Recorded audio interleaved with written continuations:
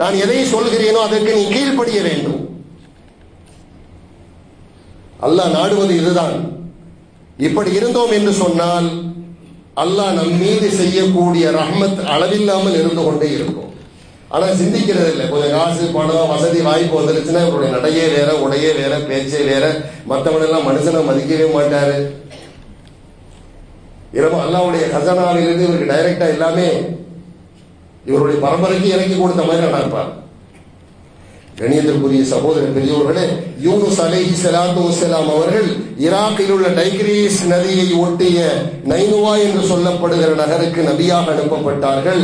பல்லாண்டுகள் அந்த மக்களுக்கு இஸ்லாமிய பிரச்சாரம் செய்தார்கள். அல்லாஹ்வை பற்றி சொன்னார்கள், தான் நபி என்று சொன்னார்கள். ஆனால் அந்த மக்கள் ஏற்றுக்கொள்வதற்கு தயாராக இல்லை. எனவே கடைசியாக சொன்னாங்க, வரலாறு நீண்டது, சுருக்கமா சொல்றேன்.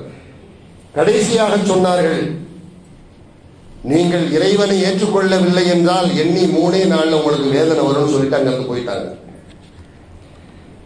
முதல் நாள் தென்றல் காற்று வீசியது, குளிர்ந்த காற்று வீசியது. 2வது நாள் ஒரு விதமான உஷ்ணம் கலந்த காற்று வீசியது. அந்த உஷ்ணம் அதிகமானது. இந்த மக்கள் எல்லாம் உறுதி கொண்டார்கள், ஆகா, யூனுஸ் என்ற ஒரு பெரியவர் இருந்தாரே, அவர் அல்லாஹ் என்று சொன்னார், அவனை ஈமான் கொள்ள வேண்டும் என்று சொன்னார். இல்லை என்றால் 3 தினங்களில் உங்களுக்கு வேதனை வரும் என்று நம்மை எச்சரித்தார் அல்லவா? அந்த வேதனைக்கான அறிகுறிகள் தான் போல் தெரிகிறது. வாருங்கள், நாம் எல்லாம் திறந்து வெளிக்கு செல்லலாம். ஆடு மாடுகளை ஓட்டி கொண்டு செல்லுங்கள், ஒட்டகங்களை ஓட்டி கொண்டு செல்லுங்கள், நம்முடைய குழந்தை குட்டிகளை கூட்டிக் கொண்டு செல்வோம், மனைவி மக்களை கூட்டிக் கொண்டு சென்று அந்த மைதானத்தில் நின்று ரப்பிடத்திலே துஆ செய்வோம், மன்னிப்பு தேடுவோம் என்று ஒரு ஆலோசனை சொல்ல, அனைவரும் அந்த திறந்த வெளிக்கு சென்று ரப்பிடத்திலே மன்னிப்பு தேடினார்கள், இஸ்திக்பார் செய்தார்கள். அல்லாஹ் தஆலா அவர்கள் மீது கொடுக்கவிருந்த ஒரு மாபெரும் இழிவான வேதனையிலிருந்து அந்த மக்களை பாதுகாத்தான் என்று அல்லாஹ் குர்ஆனிலே பேசுகிறான். ஃபலௌலா கானத் கரியத்துன் ஆமனத் ஃபனஃபஅஹா ஈமானுஹா இல்லா கௌம யூனுஸ் லம்மா ஆமனு. வேதனை வருவதற்கு முன்னதாகவே ஈமான் கொண்டு, வேதனை அவர்களை தொடுவதற்கு முன்னதாகவே ஈமான் கொண்டு, அந்த ஈமான் அவர்களுக்கு பயனளித்த யூனுஸ் அலைஹிஸ்ஸலாத்து வஸ்ஸலாம் அவர்களது சமூகம் போன்று இன்னும் பிற ஊர்கள் இருந்திருக்க கூடாதா? மற்ற ஊர்களும் அப்படி இருந்திருக்க கூடாதா?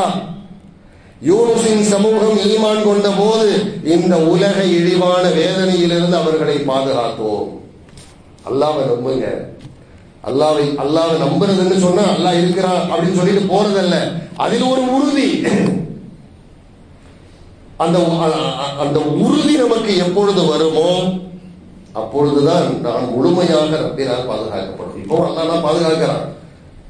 அந்த கண்ணியத்திற்குரிய சகோதர பெரியோர்களே, ஒரு நபியின் பிரச்சாரத்துக்கு பிறகு அவநம்பிக்கையாளர்கள் ஒருவர் கூட இல்லாமல், ஒரு நபியின் பிரச்சாரத்துக்கு பிறகு அந்த பகுதியில் உள்ள அவநம்பிக்கையாளர் ஒருவர் கூட இல்லாமல் ஒட்டுமொத்தமாக ஈமான் கொண்டார்கள் என்று சொல்லப்படுகிற ஒரே வரலாறு, ஒரே நபி ஹஜ்ரத் யூனுஸ் இப்னு மத்தா அலைஹிஸ்ஸலாத்து வஸ்ஸலாம் அவர்கள் தான். ஹஜ்ரத் யூனுஸ் அலைஹிஸ்ஸலாம் அவருடைய சமூகம்தான்.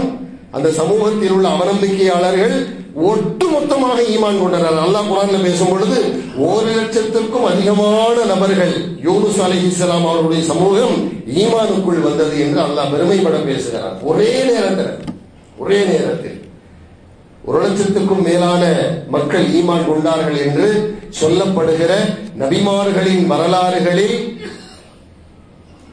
ஒன்றே ஒன்று ஹஜ்ரத் யூனுஸ் அலைஹிஸ்ஸலாமுடைய சமூகம் மட்டும்தான்.